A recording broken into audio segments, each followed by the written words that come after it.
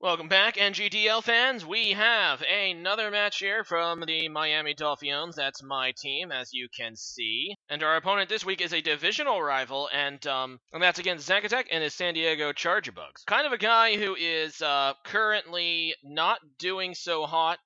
He sits kind of in the bottom of the division. He just actually got 6-0'd, so he's sitting at 1-3. I'm sitting at 2-2, trying to break 500, and this is an important matchup. Now, looking at his team, he has quite a few really potent offensive threats, including Tapu Bulu, Salamence, Gyarados, as well as a decent defensive core, and some really other potent Pokemon. So, without further ado, let's get into this match. So I actually brought quite a few choice users in this match. In fact, I think 4 out of 6 of my team, and that's because I want to be able to stop a potential sweep on his end, and I also am bringing a few other surprises, so let's just go ahead and get into it. I'm going to go ahead and lead with my Jolteon, and I do that because he doesn't have any electric immune Pokemon, because he did not bring Donphan, so I know that I can actually just Volt Switch with impunity against him, and he's just going to lead with Tapu Bulu. It is the Pokemon that can probably take this, well, definitely the Pokemon that can take Volt Switch the best, and I actually get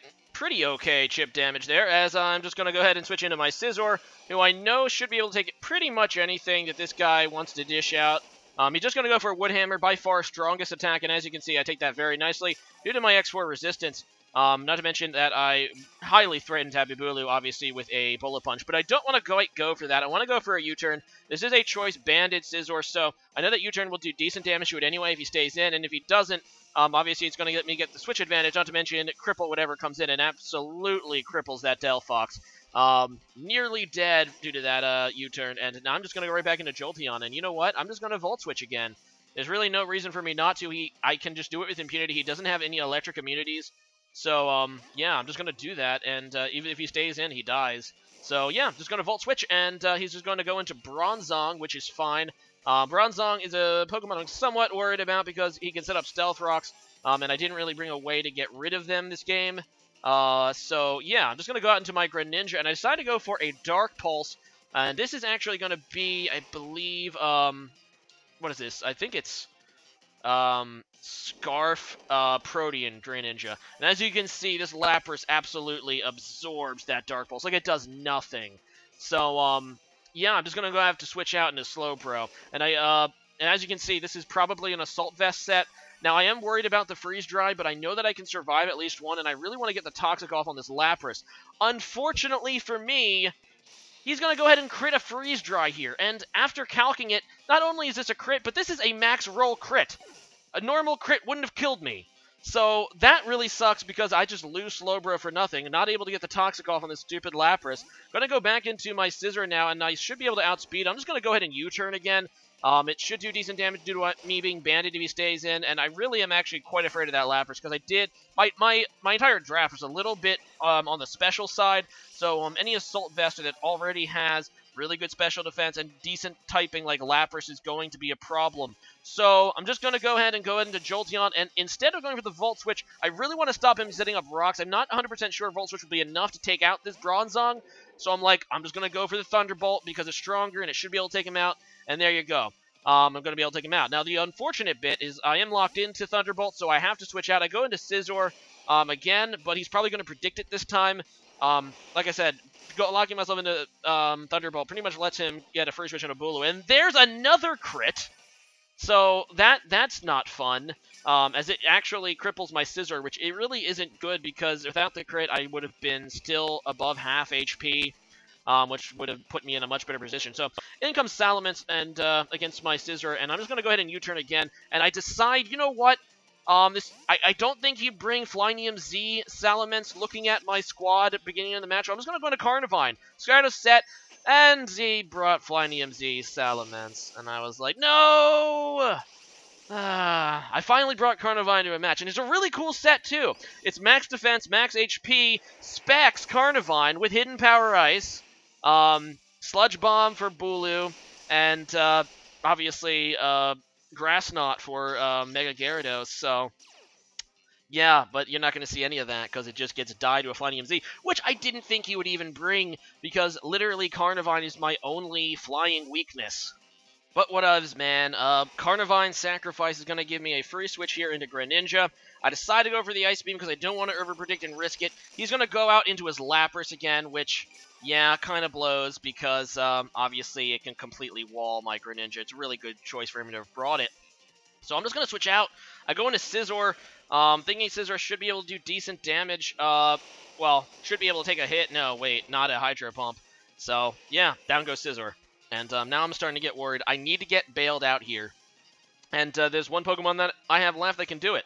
Now I'm going to go into Porygon-Z. He's probably expecting, the Z conversion into an electric type. I have a surprise for you, my friend. This is a Z conversion with Ice Beam in my first slot, which normally you would never probably want to do because Ice is a horrific defensive typing. But I needed the adaptability-powered Ice Beam to be able to get past AV Bulu, which I was really afraid of. And I don't know if this is Assault Vest Bulu. It's kind of hard to tell, but I know with adaptability and stab on my Ice Beam, while after obviously becoming the Ice type, that I can now kill it even if it is AV. From full HP, and that's fantastic. He's going to go into Gyarados, and I really need to hope that I can sweep him here with the Porygon-Z. Now, obviously, I still have Thunderbolt. I would be an idiot not to bring it, so he's going to go ahead and Mega Evolve, which was expected. I'm just going to go for a Thunderbolt. I think I can still outspeed him after a Dragon Dance, so I just have to be able to 2-hit KO, and obviously I still have +1 special attack, so I am stronger than usual. Z conversion raises all of my stats +1 and converts me to an Ice type. So, yeah, I'm going to be able to get off that crucial 2-hit KO on Gyarados, and now I am looking pretty. Now, he makes somewhat of a mistake here. He switches back into Lapras, which, looking back on it, he probably should have just sat Gyarados and gotten the safe switch into Lapras here.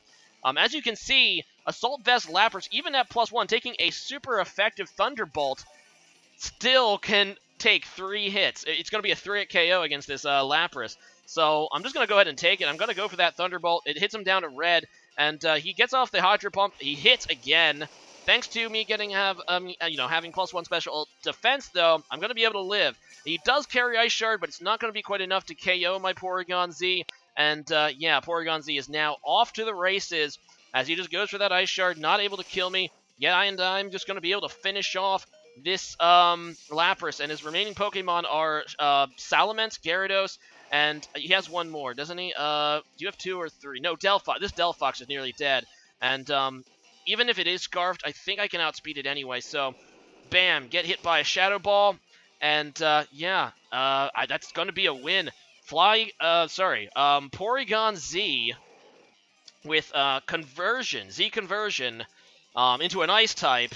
Super legit against Zakatak. Able to overcome some early crits and get the sweep. 3-0 is not too bad, and I'm finally going to move up to 3-2, so I'm finally above 500, which definitely feels good. Actually going to be tied, at the very least, for the division, being first in my division. Our divisions are a little weaker than the other ones, it seems. But definitely that win feels good, although I still came out of it feeling like I could have won by more, just like last week. But, a win's a win. I'm going to take it. But definitely the crit freeze dry against Slowbro kind of derailed me. But a win's a win. I'm happy, and really glad how Porygon-Z worked out. Kind of disappointed about Carnivine, but oh well. That's supposed to be my secret weapon this week. Today's question of the day is: what is your favorite town in any Pokemon game or city? Town or city, pretty much any of the in-game locations that you visit. Which one was most memorable to you? As for me, obviously Lavender Town is always going to be memorable due to how creepy it is. But playing through the Gen 1 games, Saffron City was always pretty cool for me because of how much bigger it is than all the other ones. And in Gen 5, what is it, that big city? I forget its name now. But, the big city in Gen 5, I was kind of blown away by that. Although I guess it's not that memorable since I can't remember its name. Also, a slight shout out to Blackthorn City in Gen 2. Always a pretty cool place to come out of the ice cave and you realize you're on the top of the hill that is, I guess, Johto. But leave a comment about that and see you guys again next time. Later.